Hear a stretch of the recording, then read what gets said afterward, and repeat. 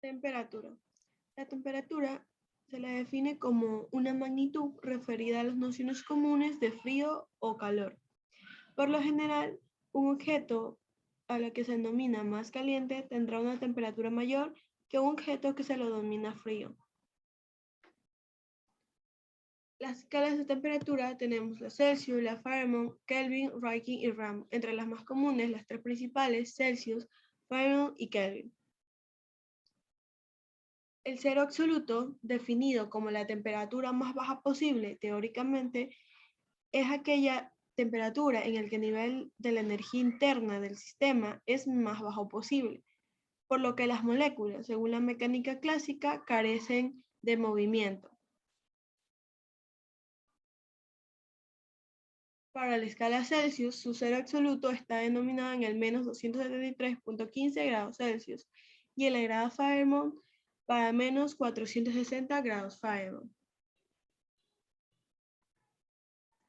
Uso incorrecto e incorrecto de la escala Kelvin. Es incorrecto decir la temperatura es igual a 273 grados Kelvin. Las temperaturas Kelvin solo se miden en Kelvin. Por lo tanto, la temperatura será igual a 273.15 Kelvin. ¿Cuál de las siguientes operaciones representan una temperatura real? Por nomenclatura, se descarta la literal D. Kelvin posee el cero absoluto, por lo tanto no posee temperaturas negativas.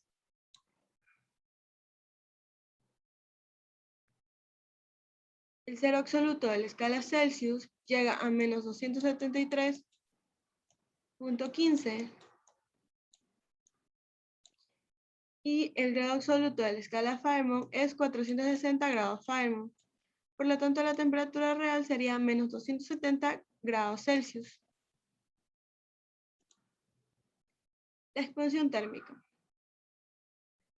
Todo material sufre una expansión térmica al incrementar su temperatura o una disminución de su volumen, su longitud o superficie al disminuirla.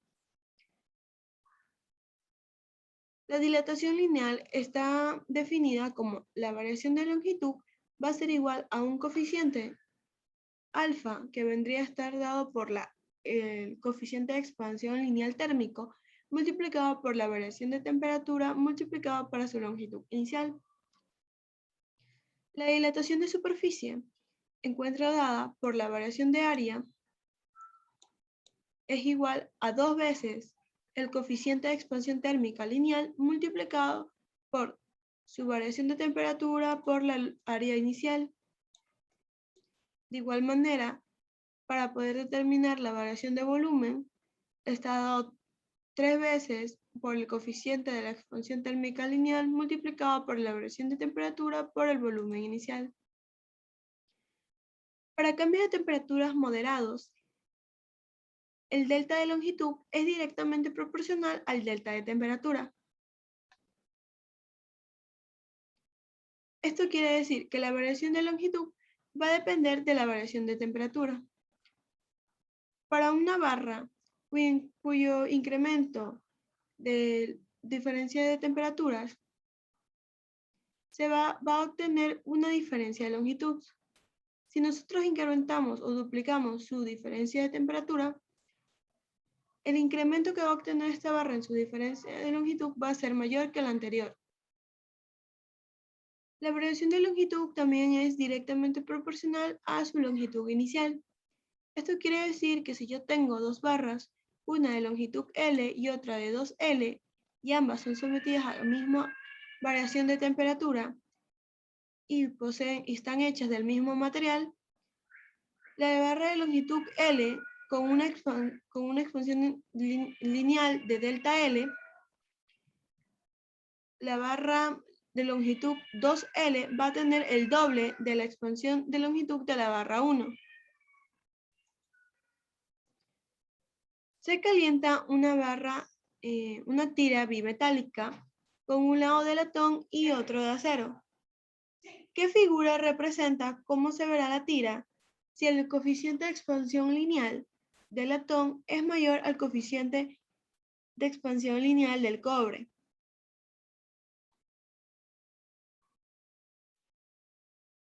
La variación de longitud se encuentra definida por el coeficiente lineal de expansión multiplicado por la longitud inicial por las diferencias de temperaturas.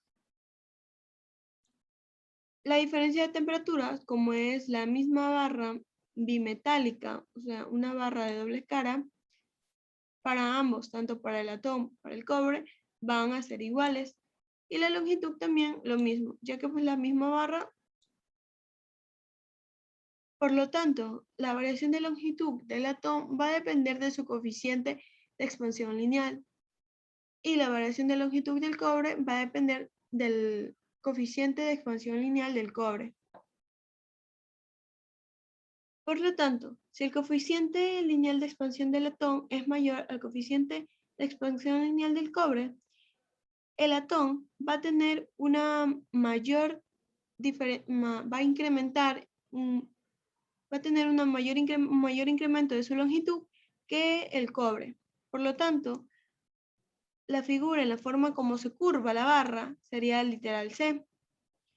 De esta manera, dilata más el de mayor coeficiente de dilatación lineal.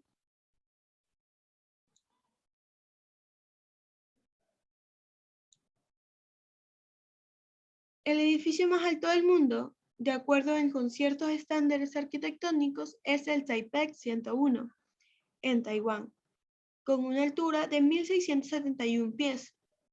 Suponga que esta altura se midió en un día fresco primaveral, cuando la temperatura era 15.5 grados Celsius.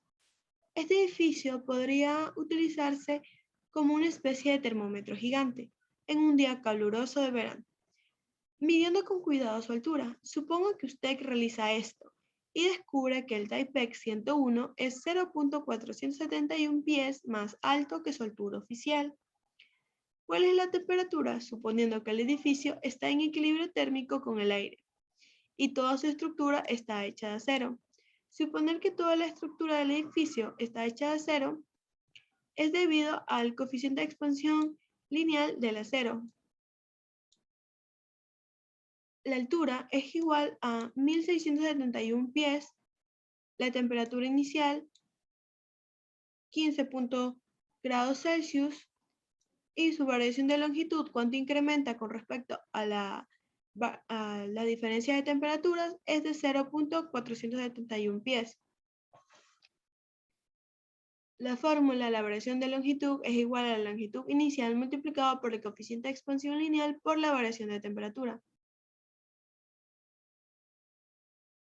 Sabiendo que la variación de temperatura va a ser la temperatura final menos la temperatura inicial.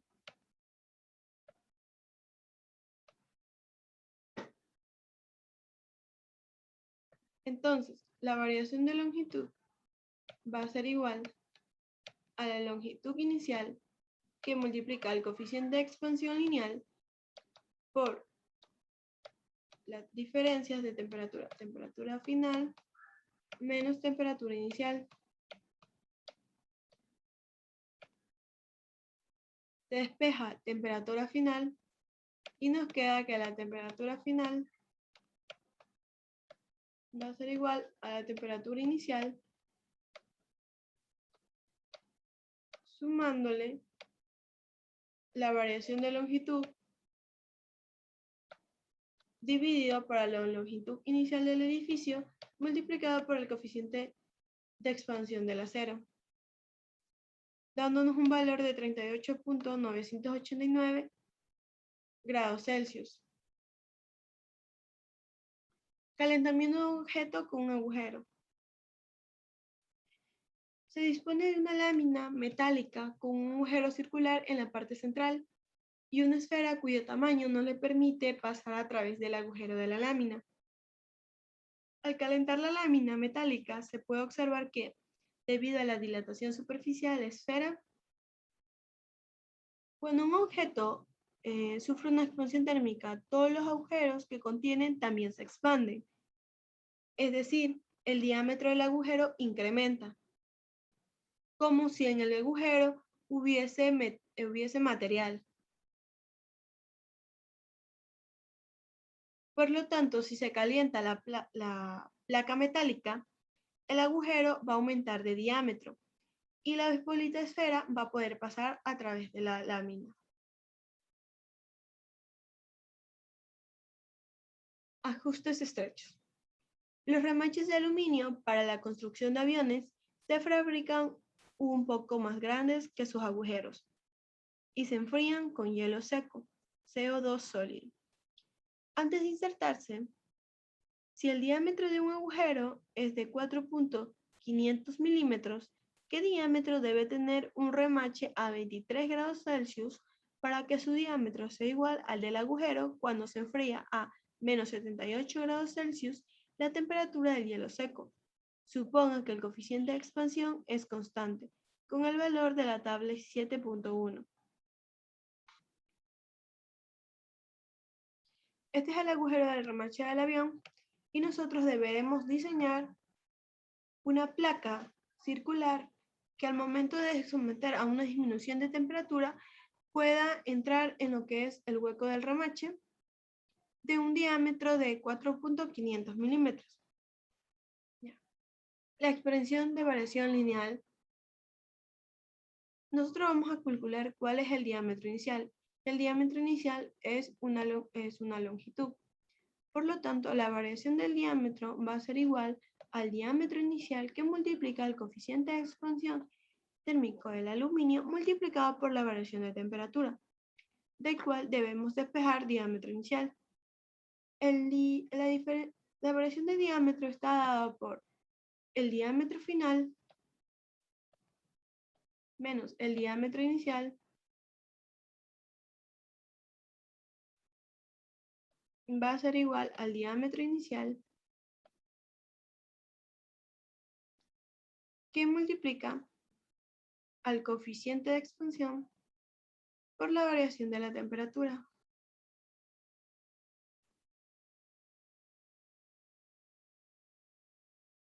El diámetro final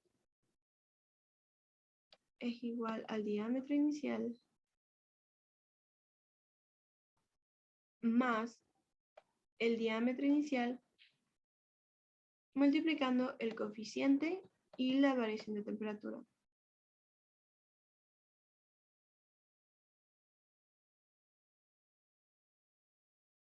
Sacamos el común, que es diámetro inicial, multiplica a 1 más el coeficiente por la variación de temperatura.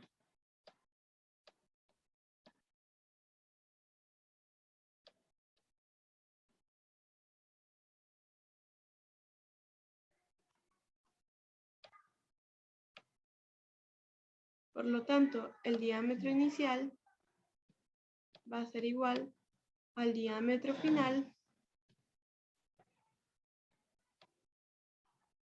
dividido para 1 más alfa multiplicando por su variación de temperaturas.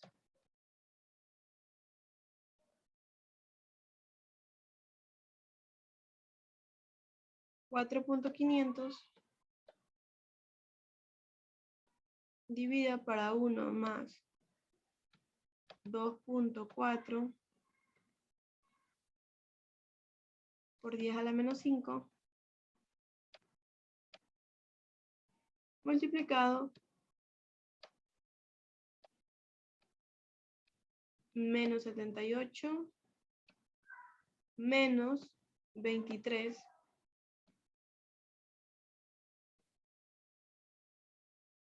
nos da igual a 4.511 milímetros.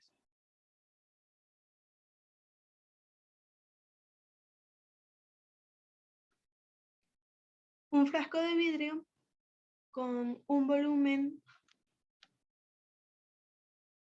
de 200 centímetros cúbicos se llena hasta el borde de mercurio a 20 grados Celsius. ¿Cuánto mercurio se desbordará si la temperatura del sistema se eleva a 100 grados Celsius? El coeficiente de expansión lineal del vidrio es 0.40 por 10 a la menos 5 Kelvin elevado a la menos 1.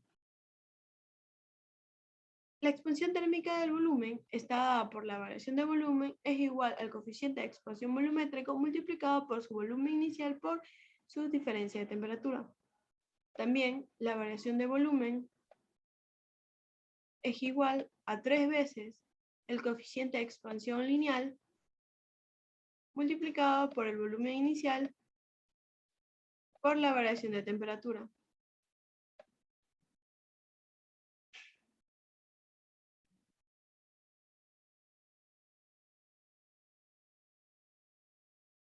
Convertimos el coeficiente de expansión lineal del vidrio a coeficiente de expansión volumétrico. El coeficiente de expansión volumétrico del vidrio va a ser igual a 3, que multiplica el coeficiente de expansión lineal del vidrio, y dándonos un valor de 1.2 por 10 a la menos 5, 1 sobre Kelvin. Para calcular el aumento de volumen del vidrio, hacemos uso de la fórmula. Variación de volumen del vidrio va a ser igual al coeficiente de expansión volumétrico del vidrio multiplicado por su volumen inicial por su variación de temperatura, dándonos un valor de incremento de 0.192 centímetros cúbicos.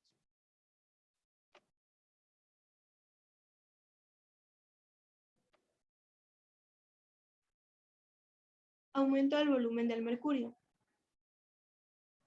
Utilizamos la misma fórmula anterior, pero esta vez con su coeficiente de expansión volumétrico del mercurio, dándonos un valor de 2.88 centímetros cúbicos. Esto quiere decir que el mercurio se expande más de lo que se expande el vidrio. Por lo tanto, el mercurio va a empezar a regarse fuera del balde.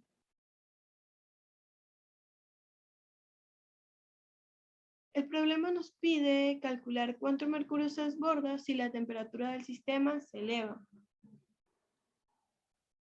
Obteniendo las diferencias de temperatura, obteniendo la variación de aumento de cada uno, hacemos una respectiva recta para poder calcular el volumen que se desborda. La variación de volumen del mercurio menos la variación de volumen del vidrio nos da un total de 2.7 centímetros cúbicos.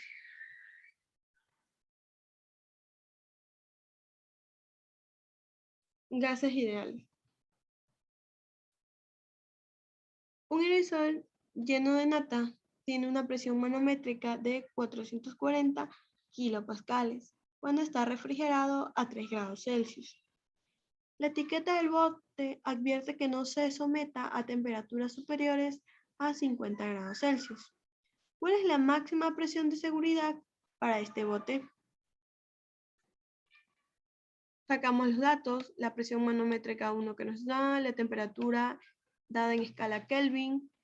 Sabemos que la presión máxima a la que debe llegar tiene que estar dada por los 50 grados Celsius. Y tenemos una temperatura 2 convertida a Kelvin de 323.15 Kelvin. Y la presión 1, que vendría a ser la presión absoluta, ya que nos da la presión manométrica, dada que la presión absoluta es la suma entre la presión manométrica más la presión atmosférica. Utilizaremos la fórmula de ley de los gases, en donde la presión multiplicada por el volumen es igual al número de moles multiplicada por la constante R por la temperatura. Esto va a tener un caso inicial, o sea, cuando está a una presión manométrica de 440 kilopascales, refrigerado a 3 grados Celsius. Y cuando tiene que llegar a lo que es el máxima presión a 50 grados Celsius, AN DRT. Se sabe que el número de moles va a ser el mismo debido a que no hay ningún escape del gas. R siendo la constante va a ser la misma, entonces también es una constante. El volumen también es una constante, ya que es el mismo recipiente, los gases ocupan el volumen de su recipiente. Entonces nos queda que la presión 1 dividido para la temperatura 1 va a ser igual a todas estas constantes. N por R dividido para el volumen. De igual manera, la presión 2 dividido para la temperatura 2 va a ser igual a N por R dividido para volumen. Esto y esto es lo mismo, entonces podemos igualar las ecuaciones, dándonos como resultado la ley de Gay-Lussac. Despejamos la presión 2. Presión 2 es igual a la presión 1, que divide a la temperatura 1 y multiplica la temperatura 2, dándose una presión absoluta 2 de 633.457 kilopascales. Para poder sacar la presión manométrica, le restamos la presión atmosférica y nos da igual a 532.132 kilopascales. Siguiente ejercicio. Un globo aerostático que tiene un volumen de 1500 metros cúbicos debe elevar una carga de 250 kilogramos. Calcule la temperatura del aire en el interior del globo para producir el empuje necesario. Suponer que la temperatura del aire en el exterior es de 0 grados Celsius. Literal A. Estime la masa molar del aire, suponiendo que su composición corresponde al 79% nitrógeno y al 21% oxígeno. Para calcular, primero debemos obtener la masa molar del oxígeno. El oxígeno es diatómico, por lo tanto lo vamos a multiplicar 16, que es el peso molar, multiplicado por 2 y multiplicado por el 21%, ya que esa es la composición, el porcentaje de oxígeno que corresponde a la composición del aire, y nos da 6.72. La masa molar del nitrógeno es igual a 14 por 2 multiplicado por 79%, nos da 22.12 gramos sobre mol. La masa molar del aire va a ser la suma de ambas masas molares, tanto del nitrógeno como del oxígeno, con sus respectivos porcentajes, dándonos un valor de 28.84 gramos sobre mol.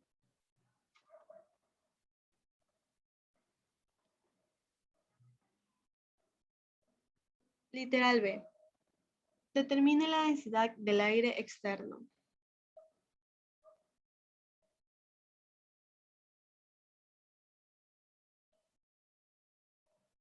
Nosotros sabemos que para un gas ideal, tomamos como si fuera un gas ideal, un mol es igual a 22.4 litros. La densidad es igual a la masa sobre el volumen. Y la masa es igual al número de moles multiplicando a la masa molar.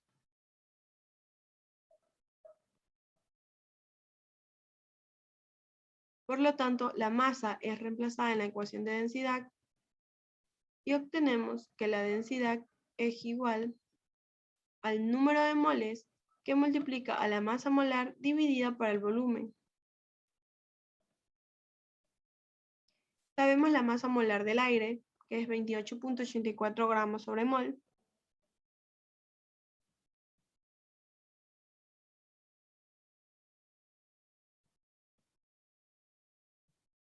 Y esto de aquí se encuentra multiplicado por un mol dividido por 22.4 litros.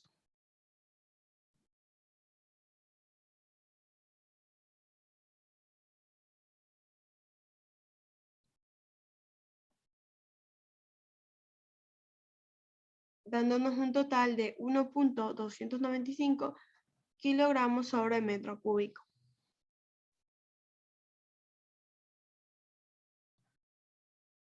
Literal C. Determine el empuje sobre el sistema globocarga.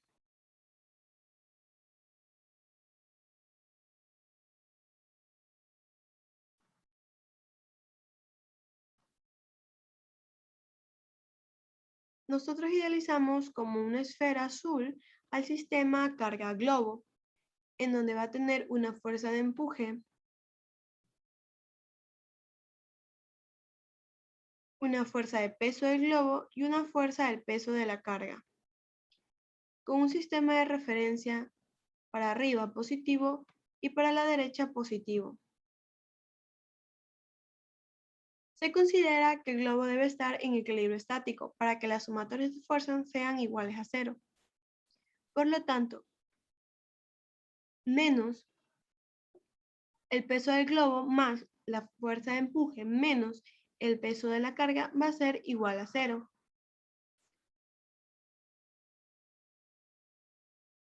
La fuerza de empuje se encuentra definida como la fuerza que genera la gravedad multiplicada por la densidad de la sustancia en donde se encuentra, que en este caso es el aire, multiplicada por el volumen del cuerpo.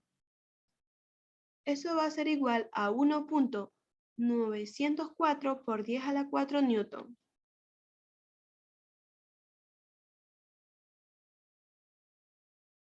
Literal D. Determine la masa del aire caliente en el interior del globo. Para poder determinar la masa caliente del interior del globo, necesitamos lo que es el peso del globo.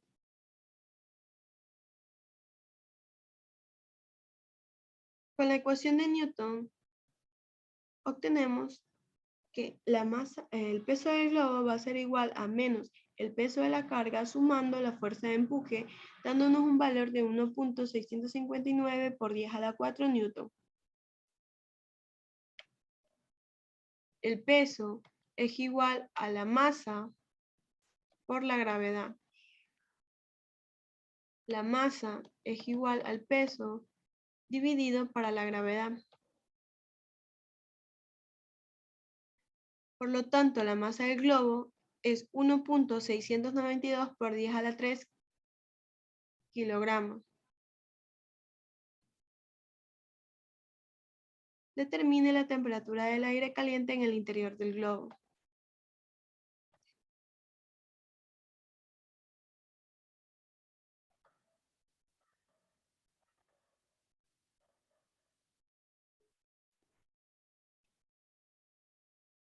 Para poder determinar la temperatura dentro del globo necesitamos conocer el número de moles para poder utilizar la ley de los gases ideales. Despejamos temperatura y nos queda temperatura va a ser igual a la presión multiplicada por el volumen dividido para el número de moles por la constante R. El número de moles está definida como la masa del globo dividida para la masa molar del aire, dándonos un valor de 59.172.5 mol. Eso es reemplazar en nuestra ecuación de gases ideales, dándonos una temperatura de 307.915 Kelvin.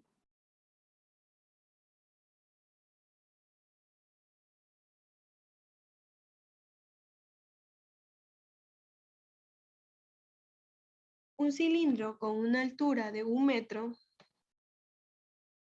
y con un diámetro interior de 0.120 metros contiene gas propano, cuya masa molar es 44.1 gramos sobre mol. Inicialmente, el tanque se llena hasta que la presión manométrica es de 1.30 por 10 a la 6 pascales y la temperatura es de 22 grados Celsius. La temperatura del gas se mantiene constante mientras el tanque se va vaciando parcialmente hasta que la presión manométrica es de 2.50 por 10 a la 5 pascales. Calcule la masa del propano que se utilizó.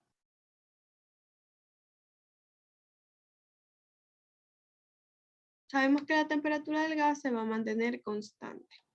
Cambiamos los datos de presiones manométricas a presiones absolutas y las temperaturas las pasamos a escala Kelvin. Nos da el diámetro interior del cilindro para poder calcular el volumen ocupado por el gas. Como es un cilindro, utilizamos el volumen de un cilindro, dándonos un volumen de 0.011 metros cúbicos. Posteriormente Podemos encontrar la masa molar del propano conociendo su fórmula. C3DH8. La masa molar del carbono es igual a 12 multiplicado por el número de átomos 3 igual a 36.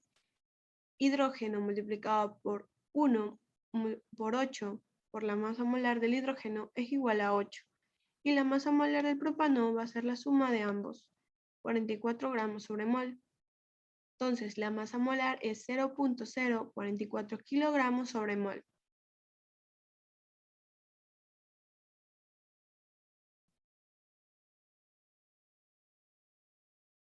Nos pide calcular la masa del propano que se utilizó. La masa del propano se encuentra definida por la fórmula masa es igual a, de un gas se encuentra definida por la masa es igual al número de moles multiplicado por la masa molar. Nosotros tenemos masa molar. Nos falta encontrar lo que es el número de moles para poder encontrar la masa inicial con la que comenzó el cilindro.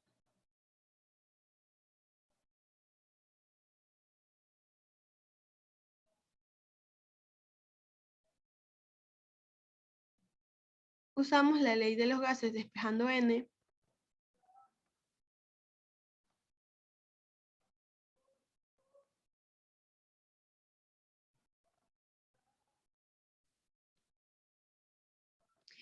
y después de despejarla la introducimos en la fórmula, quedándonos masa es igual a la masa molar que multiplica a la presión por el volumen dividido para la constante R por la temperatura.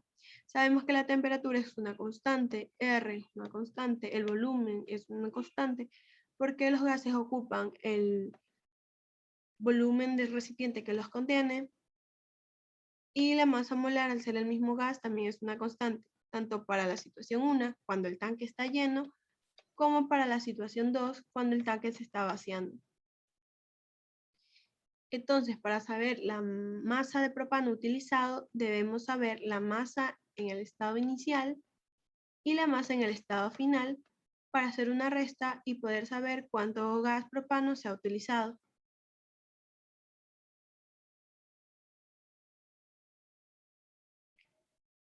La masa inicial es igual a la masa molar multiplicada por la presión absoluta por el volumen 1 dividido para el R, la constante por T. Y eso nos da igual a una masa inicial del propano de 0.286 kilogramos.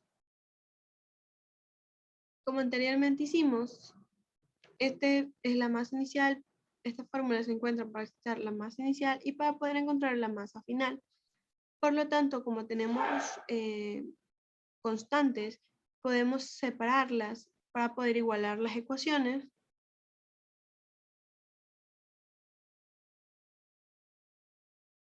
Igualamos ecuaciones, simplificamos sacamos las constantes y nos queda despejando masa final, que la masa final es igual a la masa inicial multiplicando la presión absoluta 2 dividida por la presión absoluta 1, dándonos que la masa que queda en el tanque es de 0.073 kilogramos, pero nos pide encontrar la masa de propano utilizada. Por lo tanto, debemos hacer una resta, donde está la masa utilizada va a ser igual a la masa inicial menos la masa final, dándonos un valor de 0.213 kilogramos. Un tanque rígido contiene 1.50 moles de un gas ideal. Determine el número de moles de gas que deben sacarse del tanque para bajar la presión del gas de 25 atmósferas a 5 atmósferas. Suponga que el volumen del tanque y la temperatura del gas permanecen constantes durante todo el proceso.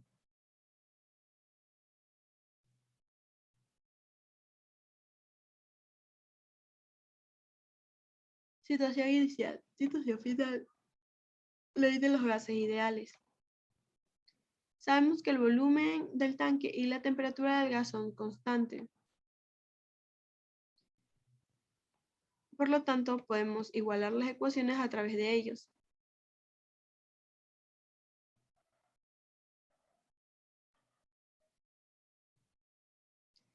y despejar el número de moles en la situación final.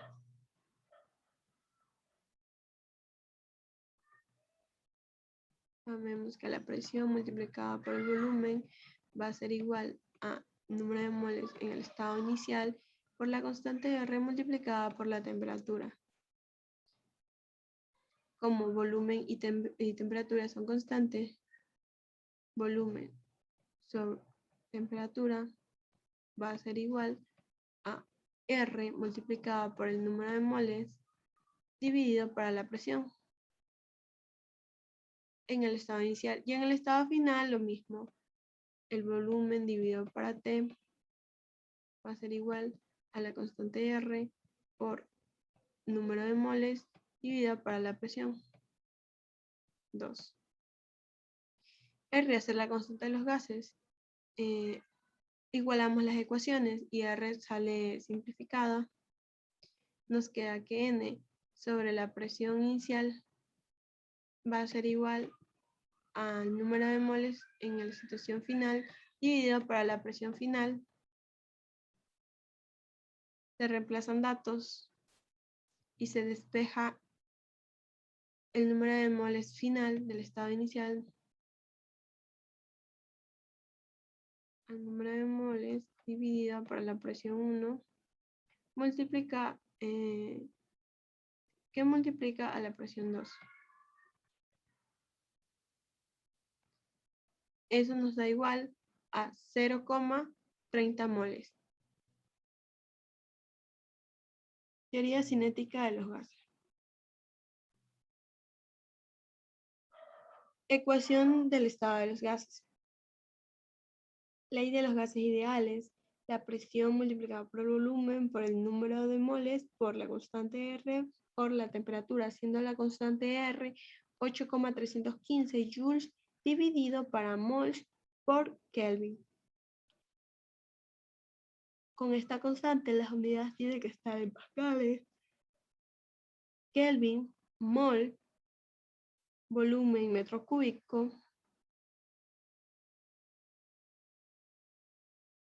Nosotros sabemos que la energía cinética está definida por un medio de la masa por la velocidad al cuadrado. A nivel molecular, esta masa estaría dada por la masa de una molécula.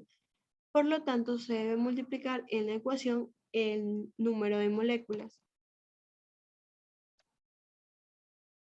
para poder utilizar la fórmula de la velocidad cuadrática media, ya que ese aquí vendría a ser una especie de promedio de las velocidades que sufren todas las moléculas. Se sustituye la ecuación, se simplifica el exponente con la raíz, el número de moléculas con el número de moléculas, la masa con la masa, y nos queda que la energía cinética molecular va a ser igual a 3 medios multiplicado por volumen por la presión. Sabemos que volumen por presión es igual al número de moléculas por la constante de Boltzmann por la temperatura, y nos queda que la energía cinética molecular es 3 medios multiplicada por el número de moléculas, la constante de Kelvin y la temperatura. Esto quiere decir que la temperatura, que la energía cinética molecular solo es dependiente de la temperatura. Por ende, si la temperatura aumenta, la energía cinética molecular también aumenta. Y si la temperatura disminuye, la energía cinética molecular también disminuye.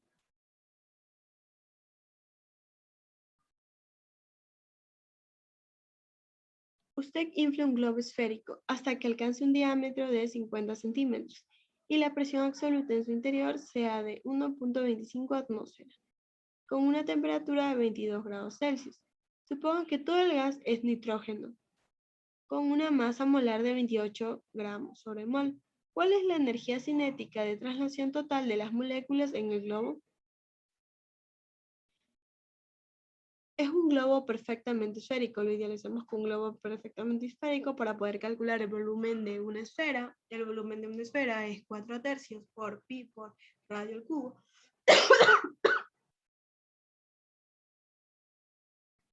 Dándonos un valor de 0.065 metros cúbicos. Las presiones las cambiamos de atmósfera a pascales, la temperatura a Kelvin,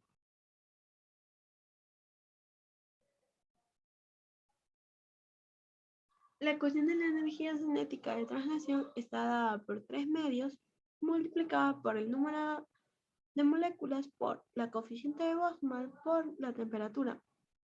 Para esta ecuación necesitamos encontrar el número de moléculas. Tenemos la fórmula de presión por volumen es igual al número de moléculas por la constante de Boltzmann por la temperatura. Podemos de aquí despejar el número de moléculas obteniendo 2.031 por 10 a la 24 moléculas, reemplazando en la ecuación y obteniendo un valor de 1.243 por 10 a la 4 joules. También podemos usar que la energía cinética de traslación es igual, reemplazar todos los términos por presión por volumen y obtenemos 1.243 por 10 a la 4 joules.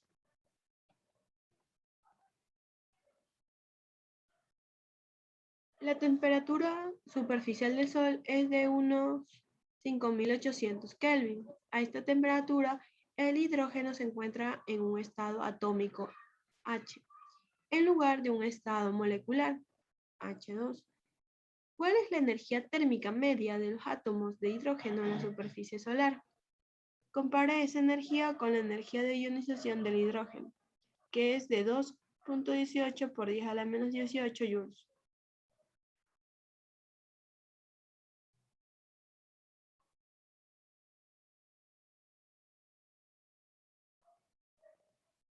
La energía media de traslación está definida por la constante de Boltzmann multiplicada por la temperatura del Sol por 3 medios, que nos da igual a 1.201 por 10 a la menos 19 joules.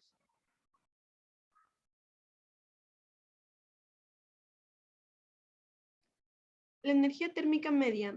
Si la energía térmica media es mayor, entonces a la energía de ionización, entonces se dice que los átomos de hidrógeno se encuentran ionizados. Esto quiere decir que se encuentran separados de sus electrones.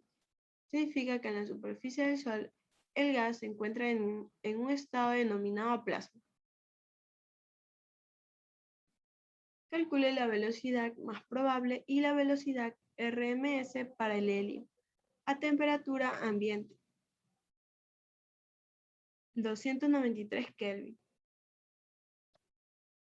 El helio con una masa molar de 4 gramos, la fórmula de la velocidad más probable, fórmula de la velocidad RMS. Para poder utilizar esa fórmula necesitamos la masa. La masa la encontramos a través de la fórmula N por masa molar. Hacemos un despeje y sabemos, aquí despejamos la N y decimos que la masa va a ser igual a la masa molar del helio dividido por el número de Avogadro, dándonos un valor de 6.642 por 10 a la menos 27 kilogramos.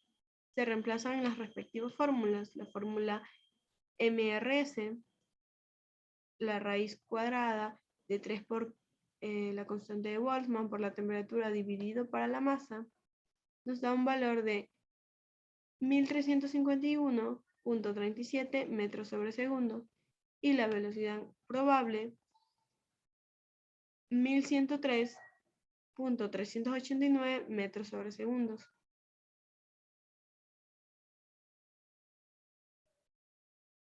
Un gas ideal tiene una velocidad RMS a una temperatura de 293 Kelvin. ¿A qué temperatura se aplicará la velocidad RMS? Sea la fórmula de la velocidad RMS la raíz de 3 de la constante de Boltzmann multiplicado por la temperatura dividido para la masa. Como se desea saber en qué temperatura se aplicará la velocidad RMS, multiplicamos la velocidad RMS por el factor 2 y despejamos BRMS, siendo que la raíz de 3 por la constante de Boltzmann multiplicado por la temperatura y dividido por la masa, y a su vez es todo eso dividido para 2, como tenemos BRMS y BRMS, podemos igualar ecuaciones y nos queda, simplificando términos, que la raíz de la temperatura 1 va a ser igual a la raíz de la temperatura 2 dividido para 2. Por lo tanto, la temperatura 2 va a ser igual a 4 veces la temperatura 1. En este caso, 1172 Kelvin.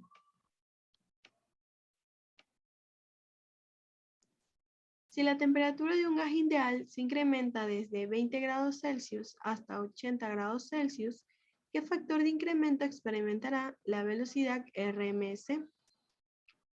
Su fórmula, convertimos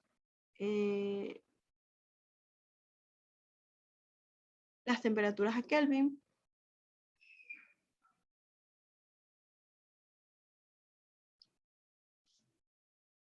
Dividimos la fórmula ya que es un factor. Simplificamos términos.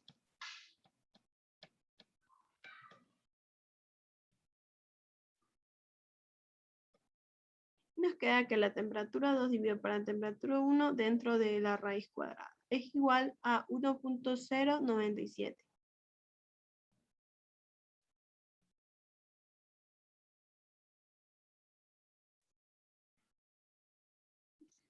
Un centavo de dólar tiene un diámetro de 1.9 mil centímetros de diámetro a 20 grados Celsius y está hecho en una aleación principalmente de zinc. Vamos a utilizar el coeficiente de expansión del zinc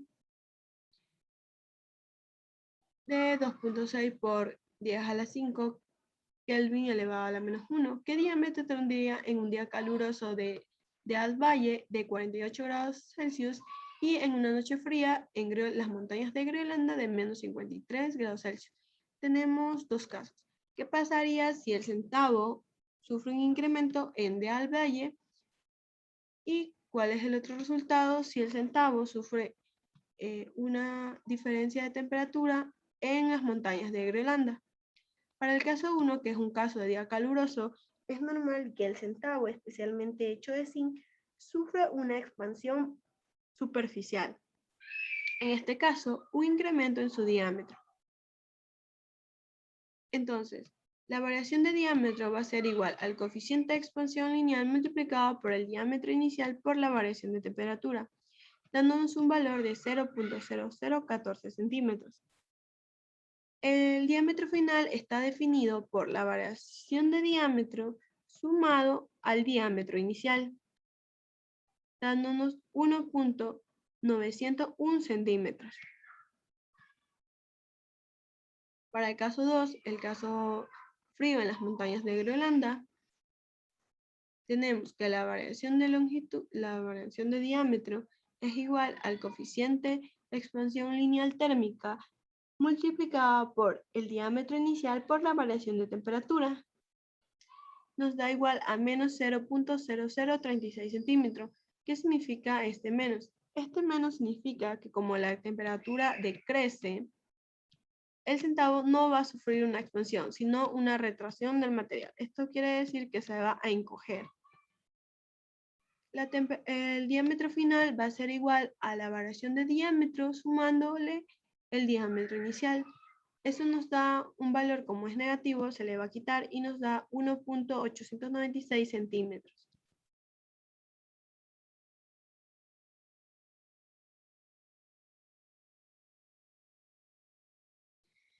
Un operario hace un agujero de 1.35 centímetros de diámetro en una placa de acero a una temperatura de 25 grados Celsius. A esa temperatura, él perfora la placa. ¿Qué área transversal tendrá el agujero a 25 grados Celsius? Y B, si la placa se calienta a 175 grados Celsius. Suponer que el coeficiente de expansión lineal es constante dentro de este intervalo.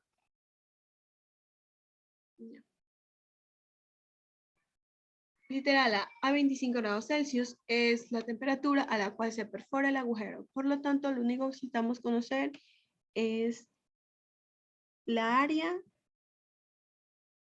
de lo perforado.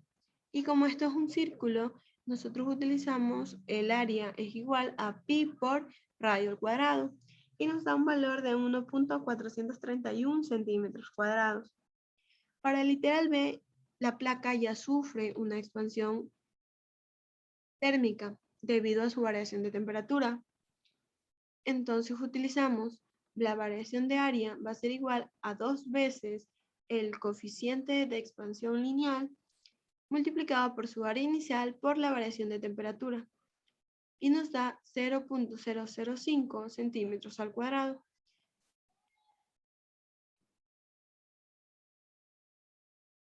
Ya, por lo tanto, el área que ya tendrá el agujero, la nueva área, va a ser la área inicial más lo que se debió haber expandido. Entonces, la área final es igual a 1.435 centímetros al cuadrado.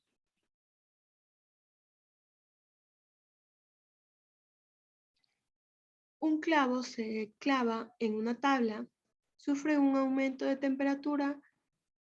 Si suponemos que el 60% de la energía cinética de un martillo de 1.80 kilogramos que se mueve a una velocidad de 7.80 metros sobre segundo se transforma en calor que fluye hacia el clavo y no sale de él, ¿cuánto aumentará la temperatura de un clavo de aluminio de 8 gramos golpeado 10 veces? Tenemos la ecuación de la energía cinética y la ecuación de calor. Energía cinética, 1 medio por masa por velocidad al cuadrado. Reemplazamos lo que nos dan, 1.8, que es la masa del martillo, 7.8, que es la velocidad a la que da el martillo, para poder sacar la energía cinética. Y esto nos da un valor, tiene que estar siempre en joules, de 54.756 joules.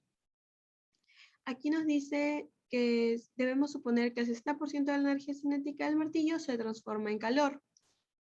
Por lo tanto, cogemos la energía cinética, la multiplicamos por 0.60 y nos da 32.857, que esto se convierte en calor. Pero el clavo es golpeado 10 veces. Por lo tanto, el valor que nos sale del Q inicial de un golpe lo multiplicamos por 10 y nos sale 328.536 joules. Despejamos lo que es la ecuación de calor y sabemos que la variación de temperatura va a ser igual al calor dividido para la masa multiplicado por el calor específico del aluminio. Y esto nos da un valor igual al coeficiente calórico del aluminio y nos da un valor de 45.129 Kelvin.